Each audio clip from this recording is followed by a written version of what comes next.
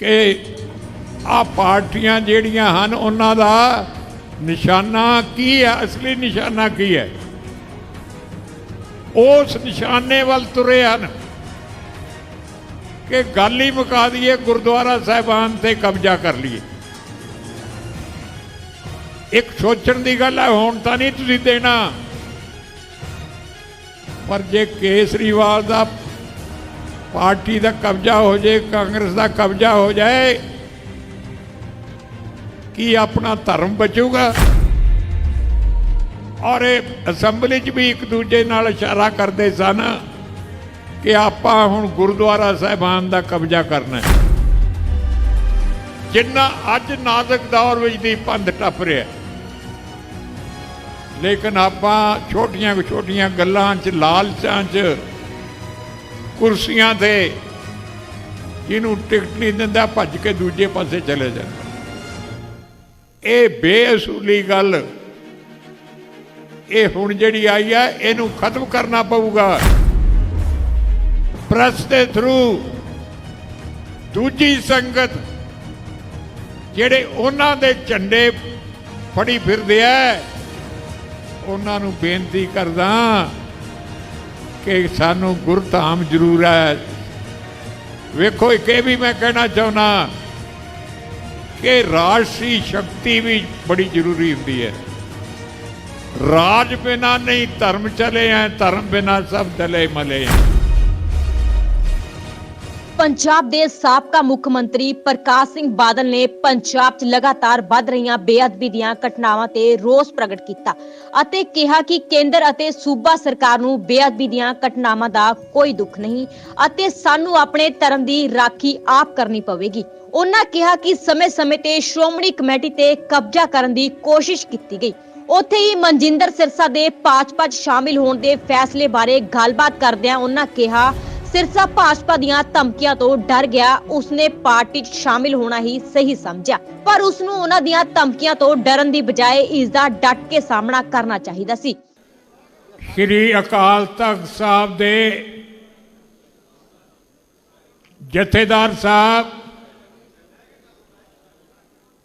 दूजे तख्तां दे जथेदार साहिबान, श्रोमणी अकाली दल के प्रधान सरदार सुखबीर सिंह जी, श्रोमणी कमेटी के प्रधान धामी साहब जी ते अज दे महान पंथक इकट्ठ विच दर्शन दे रहे श्रोमणी कमेटी के एग्जैक्टिव मैंबर साहबान, समूह संगत, वाहिगुरू जी का खालसा, वाहिगुरू जी की फतेह। अज दा जो पंथक इकट्ठ है, ये जो अकाल साहब से ते आनंदपुर साहब से बेअदबी हुई है, उहदे ते रोस दुख का प्रगटावा करने वास्ते आपां इकट्ठे होए हैं। ते नाल हिंदुस्तान दी ते सूबे दी सरकार नूं एक कहने वास्ते इकट्ठे हुए हैं क्योंकि सुते पे है, उन्होंने इन्हां घटनावां दा ना दुख है ना अफसोस है, भंगड़े पाउंदे फिरदे है। इसलिए वीरो,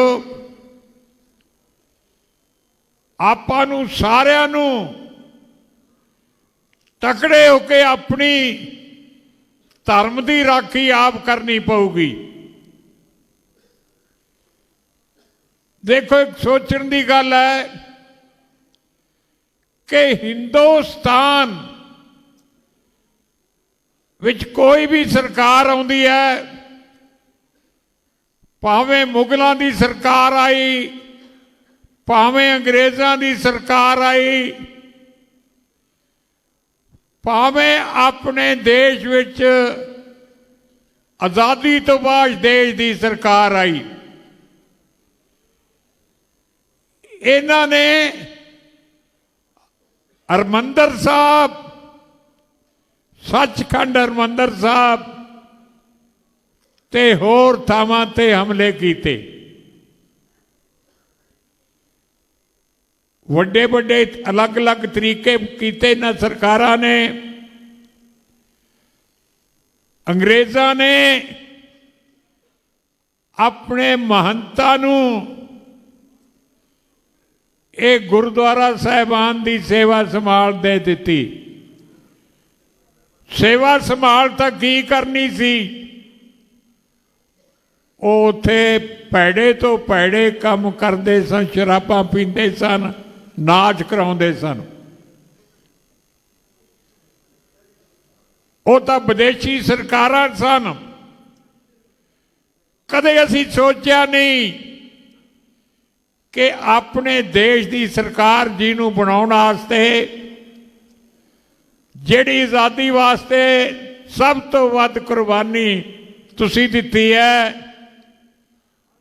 वो सरकार भी हरमंदर साहब ते फौजी हमला करेगी। अकाल तख्त साहब नूं गोलियां नाल बिन देगी, दरबार साहब ते भी गोलियां लाउणगे, और श्री गुरु ग्रंथ साहब महाराज जिहड़े विराजमान सन उन्हां ते भी गोलियां लगियां। देखो सोचण वाली गल है कि ये सरकारां, ये हरमंदर साहब या अपने उच्च धर्म स्थानां ते क्यों हमले करते हैं, भावें कोई सरकार आती। देखो ये करते हैं कि सब तो वध जो रूहानी शक्ति हुंदी है, एक तो थोड़ी जिस्मानी शक्ति है, एक रूहानी शक्ति है। रूहानी शक्ति जिहड़ी है वो आपां नूं अपने पूजा स्थानां विचों मिलदी है। जिहड़ियां इन्नियां कुर्बानियां होईयां, साहबजादियां दी कुर्बानी हुई, वो एक रूहानी शक्ति सी। और ये सरकारां समझदियां न जे ये रूहानी शक्ति आपां तो खो ली जाए तो फिर कुछ नहीं हो सकता। श्रोमणी अकाली दल ने दरबार साहब अकाल तख्त से अरदास करके वड्डे वड्डे मोर्चे लाए, भावें एमरजेंसी दे खिलाफ लड़ाए या पंजाब दे हितां लई लाए। आपां नूं रूहानी शक्ति मिली, आपां नूं फतेह प्राप्त हुई। इस करके मेरी बेनती है, उन्होंने दो तरीके वरतदे हैं। एक तां कि रूहानी शक्ति दे जिहड़े सोमे हैं इन्हां नूं ताश कर दिओ। दूजे उन्हां दा होर तरीका है कि श्रोमणी कमेटी ते ही कब्जा कर लो। मेरी सारी सियासी जिंदगी कुछ 60-70 साल दी है। समय समय ते कदे इन्हां ने बोर्ड बनाए, कदे अपने विचों बंदे पाड़ के लालच दे के श्रोमणी कमेटी दे इलेक्शन लड़े। पर मैं इस गल की वधाई कौम नूं दिना कि कदे भी 100 सालां विच जिहड़ी श्रोमणी कमेटी की सेवा संभाल है, गुरधामां की सेवा संभाल है, ਉਹ ਸ਼੍ਰੋਮਣੀ ਅਕਾਲੀ ਦਲ ਨੂੰ ਹੀ ਦਿੱਤੀ ਹੈ। ਸਤਿ ਸ੍ਰੀ ਅਕਾਲ। ਕਿਉਂਕਿ ਸਿੱਖ ਸੰਗਤ ਇਹ ਜਾਣਦੀ ਹੈ ਕਿ ਖਾਲਸਾ ਪੰਥ ਦੀ ਧਾਰਮਿਕ ਸੇਵਾ ਕਰਨ ਵਾਲੇ ਸ਼੍ਰੋਮਣੀ ਕਮੇਟੀ ਹੈ ਤੇ ਸਿਆਸੀ ਲੋੜਾਂ ਪੂਰਨ ਕਰਨ ਵਾਸਤੇ ਸ਼੍ਰੋਮਣੀ ਅਕਾਲੀ ਦਲ ਹੈ। ਸਤਿ ਸ੍ਰੀ ਅਕਾਲ। ਅੱਜ ਤੱਕ ਕਦੇ ਵੀ ਸੰਗਤ ਨੇ ਉਹਨਾਂ ਨੂੰ ਸੇਵਾ ਸੰਭਾਲ ਦਾ ਮੌਕਾ ਨਹੀਂ ਦਿੱਤਾ। ਹੁਣ ਮੇਰੀ ਤੁਹਾਡੇ ਕੋਲੇ ਬੇਨਤੀ ਹੈ ਕਿ ਆਹ ਪਾਰਟੀਆਂ ਜਿਹੜੀਆਂ ਹਨ ਉਹਨਾਂ ਦਾ ਨਿਸ਼ਾਨਾ ਕੀ ਹੈ, ਅਸਲੀ ਨਿਸ਼ਾਨਾ ਕੀ ਹੈ, ਉਸ ਨਿਸ਼ਾਨੇ ਵੱਲ ਤੁਰੇ ਹਨ ਕਿ ਗੱਲ ਹੀ ਮੁਕਾ ਦਈਏ, ਗੁਰਦੁਆਰਾ ਸਾਹਿਬਾਨ ਤੇ ਕਬਜ਼ਾ ਕਰ ਲਈਏ। ਇੱਕ ਸੋਚਣ ਦੀ ਗੱਲ ਹੈ, ਹੁਣ ਤਾਂ ਨਹੀਂ ਤੁਸੀਂ ਦੇਣਾ, ਪਰ ਜੇ ਕੇਸਰੀਵਾਲ ਦਾ ਪਾਰਟੀ ਦਾ ਕਬਜ਼ਾ ਹੋ ਜਾਏ, ਕਾਂਗਰਸ ਦਾ ਕਬਜ਼ਾ ਹੋ ਜਾਏ, ਕੀ ਆਪਣਾ ਧਰਮ ਬਚੂਗਾ? ਸਵਾਲ ਹੀ ਨਹੀਂ ਪੈਦਾ ਹੁੰਦਾ। ਇਸ ਪਾਸੇ ਤੁਰੇ ਹੈ ਔਰ ਇਹ ਅਸੈਂਬਲੀ 'ਚ ਵੀ ਇੱਕ ਦੂਜੇ ਨਾਲ ਇਸ਼ਾਰਾ ਕਰਦੇ ਸਨ ਕਿ ਆਪਾਂ ਹੁਣ ਗੁਰਦੁਆਰਾ ਸਾਹਿਬਾਨ ਦਾ ਕਬਜ਼ਾ ਕਰਨਾ ਹੈ। ਬੜੇ ਗੰਭੀਰ ਹਾਲਾਤ ਵਿੱਚ ਤੁਸੀਂ ਗੁਜ਼ਰ ਰਹੇ ਹੋ। ਮੈਂ ਤੁਹਾਨੂੰ ਜਿਹੜੇ ਤੁਸੀਂ ਭਰਾ ਬੈਠੇ ਹੋ, ਇਹਨਾਂ ਨੇ ਇਹਨੂੰ ਜ਼ਿਆਦਾ ਪ੍ਰੈਸ ਦੇ ਥਰੂ ਦੂਜੀ ਸੰਗਤ ਜਿਹੜੇ ਉਹਨਾਂ ਦੇ ਝੰਡੇ ਫੜੀ ਫਿਰਦੇ ਆ, ਉਹਨਾਂ ਨੂੰ ਬੇਨਤੀ ਕਰਦਾ ਕਿ ਸਾਨੂੰ ਗੁਰਧਾਮ ਜ਼ਰੂਰ ਹੈ। ਵੇਖੋ, ਇੱਕ ਇਹ ਵੀ ਮੈਂ ਕਹਿਣਾ ਚਾਹੁੰਦਾ ਕਿ ਰਾਜਸੀ ਸ਼ਕਤੀ ਵੀ ਬੜੀ ਜ਼ਰੂਰੀ ਹੁੰਦੀ ਹੈ। ਰਾਜ ਬਿਨਾ ਨਹੀਂ ਧਰਮ ਚਲੇ ਹੈ, ਧਰਮ ਬਿਨਾ ਸਭ ਤਲੇ ਮਲੇ ਹੈ। ਇਸ ਕਰਕੇ ਭਰਾਓ, ਪਰਨ ਕਰ ਲਓ। ਅਕਾਲ ਤਖਤ ਸਾਹਿਬ ਦੇ ਜਥੇਦਾਰ ਸਾਹਿਬ ਨੂੰ ਮੈਂ ਬੇਨਤੀ ਕਰਾਂਗਾ ਕਿ ਜੋ ਵੀ ਹੁਕਮ ਕਰਨਗੇ, ਅਸੀਂ ਉਹਨਾਂ ਦੇ ਹੁਕਮ ਤੇ ਪੂਰਾ ਪਹਿਰਾ ਦੇਵਾਂਗੇ। ਬੋਲੇ ਸੋ ਨਿਹਾਲ। ਬਹੁਤ ਹੀ ਨਾਜ਼ੁਕ ਦੌਰ ਤੇ ਇਹ ਜਿਹਾ ਨਾਜ਼ੁਕ ਦੌਰ ਅੱਗੇ ਘੱਟ ਆਏ ਨੇ ਜਿੰਨਾ ਅੱਜ ਨਾਜ਼ੁਕ ਦੌਰ ਵਿੱਚ ਦੀ ਪੰਧ ਟੱਪ ਰਿਹਾ। ਲੇਕਿਨ ਆਪਾਂ ਛੋਟੀਆਂ ਛੋਟੀਆਂ ਗੱਲਾਂ 'ਚ, ਲਾਲਚਾਂ 'ਚ, ਕੁਰਸੀਆਂ ਤੇ ਜਿਹਨੂੰ ਟਿਕਟ ਨਹੀਂ ਦਿੰਦਾ ਭੱਜ ਕੇ ਦੂਜੇ ਪਾਸੇ ਚਲੇ ਜਾਂਦਾ। ਇਹ ਬੇਅਸੂਲੀ ਗੱਲ ਇਹ ਹੁਣ ਜਿਹੜੀ ਆਈ ਹੈ, ਇਹਨੂੰ ਖਤਮ ਕਰਨਾ ਪਊਗਾ।